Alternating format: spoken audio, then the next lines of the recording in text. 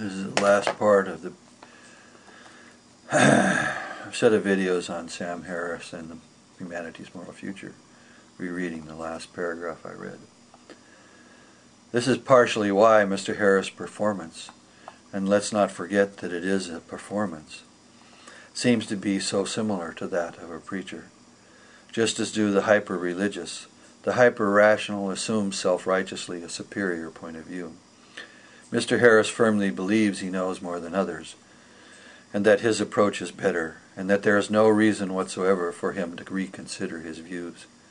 He wants to rid the world of the religious bigot, all in the name of himself as possessing a superior moral position. Now the mystery of evil can be thought about carefully. It can be understood how it is that suffering exists. It can be known that the human being is, in a small way, perfectible. At the same time, to come to such an understanding will require of both science and religion a sacrifice, because the truth is not only good, that is moral, but it is also beautiful. The poet, through art, is closer to the meaning of existence than either the hyper-rationalist or the hyper-religionist. It will not be fruitful for the future of humanity, for the scientific mind and the religious mind to be at war with each other.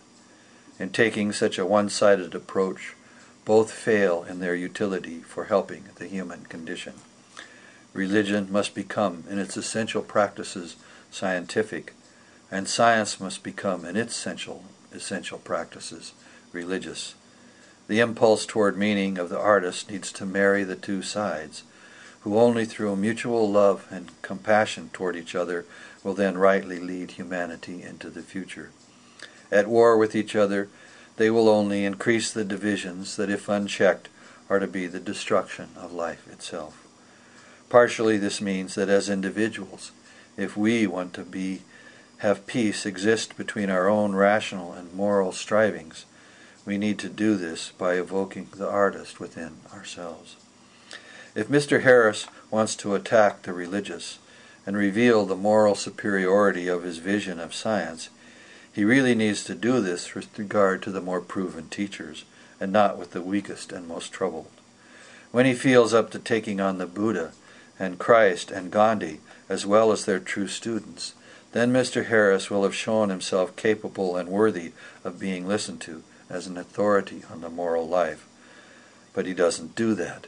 Instead, he goes for the cheap shot, the easy and lamest prey, such as the father who, under social pressure wants to kill his recently raped daughter, as if somehow Harris is superior and deeper than someone weak and confused and brought low by cultural circumstances many more resist than fall into. Humanity's teachers of the deepest moral life all share a particular moral fact in common, as the bedrock for all other moral development, and it is this: moral development is not an act of the intellect at all, but of the will. It is not about having the right idea, but about having the right force of will. That will first works upon itself, before it ever looks upon the world as something that needs to be changed.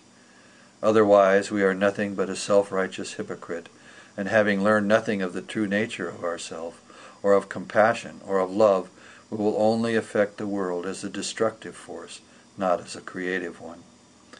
This is sad, and as I suggested before, a tragedy. Mr. Harris is not a moral authority, but simply a confused soul who can't distinguish the truly good among religious teachers from the fundamentalists lost in an arid desert of rigid belief. In attacking those, Mr. Harris reveals himself to be their kin, lost in his own fundamentalist relationship to a kind of natural science related to in the soul as a system of beliefs, but certainly not as the harbinger of future moral leadership. In a world of suffering, he can't trouble himself to really empathize with or understand. Christ could not have been more plain when he said, "We need to wash out the inside of our cup of ourself first, before we can ever make the outside of who we are truly clean." The basic problem for Mr. Harris and his theories about morality is that he doesn't actually know anything about the real religious components of the moral life. Lacking practice and experience, he, like the fundamentalist religious preacher, is just an opinionated scientist wandering in a field where he is completely out of his depth. Just consider the reply he wrote recently to his so-called critics. No mention there of the teachers of compassion and love and nonviolence. Not even his critics seem to grasp what is at issue, which suggests that at the heart of the religious and moral life, has escaped the critics as well. Perhaps we have here a situation that is culture-wide, so one might be tempted to cut Mr. Harris some slack. Yet, in my own views, as you will see later, once more the Catholics are up to their necks in the child abuse scandal, this time focusing on Europe instead of America. Clearly, institutional religions in the West have somehow not really learned to live out of the teachings of Christ. It should then be clear that I don't cut organized religion any more than I give slack any more than the slack I refuse to cut Harris. If you are going to engage yourself in seeking to assert a moral superiority, whether based on religious or scientific doctrine, you had better be ready to engage the real depths of these teachings and not the superficial and hypocritical ways in which most practice their religions. Much more could be said, but given the complexity of an authentic search for moral reality, all I can do is refer to my own work, which work will refer to others, as it should.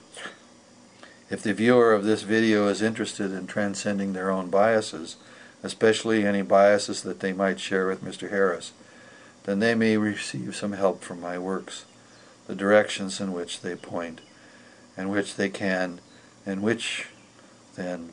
they can explore by just visiting my website, Shapes in the Fire. Thanks for listening.